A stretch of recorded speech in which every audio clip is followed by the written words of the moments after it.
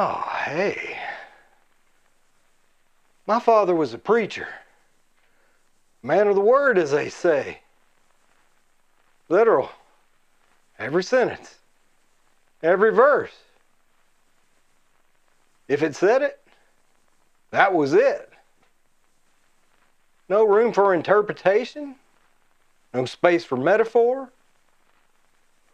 And you know, there's quite a lot of things that didn't quite make it into the book. For all the ink spilled, for all the pulp written, they left some stuff out. Ain't no holidays in there. No mention of the 7 deadly sins. Just a whole lot of miss the mark. Yeah. Missing the mark. A lot of it is perspective. You heard it, right? God helps those who help themselves. Ah, that's a nice sentiment. Sure. Sure makes you feel like you're getting something out of the deal. But it's nowhere in the Bible. Never was. But we take it as gospel, don't we? Just like a whole lot of things we've heard, passed down, reshaped over time. In Buddhism,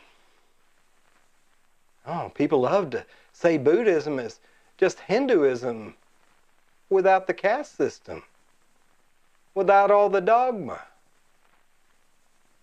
Yeah, I get it. It's simplified. It's like they took the Vedas, cleaned them up, got rid of the rituals.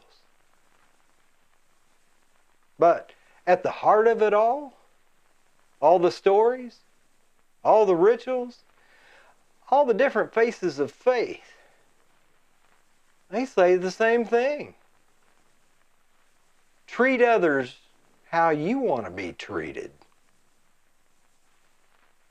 Now, some of y'all might say, well, if someone treats me like dirt, I'm going to treat him the same, right? The golden rule says it's a two-way street. But you're just going to end up in a cycle of abuse. Someone treats you bad, you answer with the same. There's no transcendence in that. No wisdom. Let them be dirty. Let them stay in the mud. But you? You walk clean. Walk in a way that shows why it's good to stay clean. Even if it never says cleanliness is next to godliness. I'll tell you, it kind of is. That's not the story. That's never been the story. There's one thing everybody thinks is in the good news, but it ain't. I think there's something to it. You know, you heard of the rapture? Yeah, you heard me. The rapture. It's funny how it's talked about like it's just in word. Like Christ talked about it in the Last Supper. But he didn't. But I think it's going to happen soon. Because if there's one thing that is true, is not all truth is written down. Any one of us can have a spark of prophecy, an insight beyond the veil.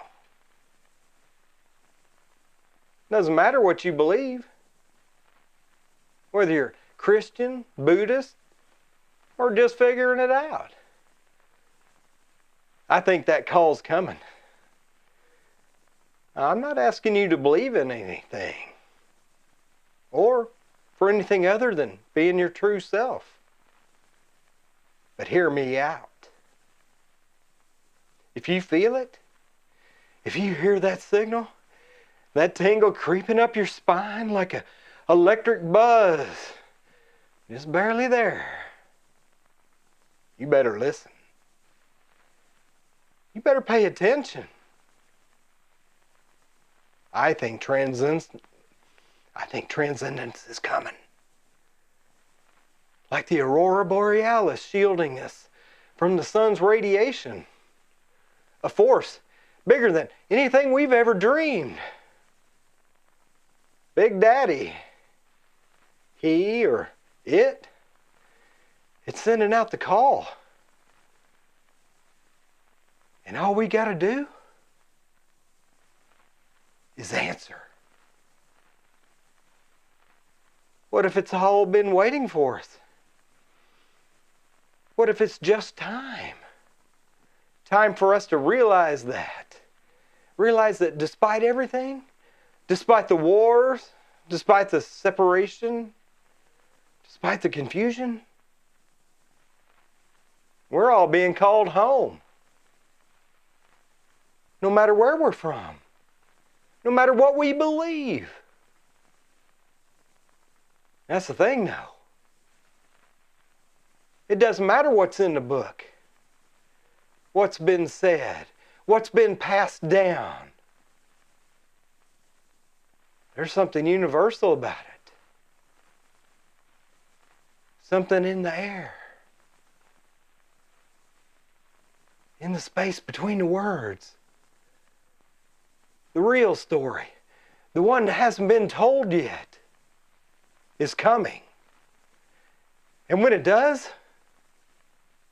all you got to do is listen. So maybe the rapture, maybe it's not a sudden lift off the ground. Maybe it's the moment you realize you were never really stuck.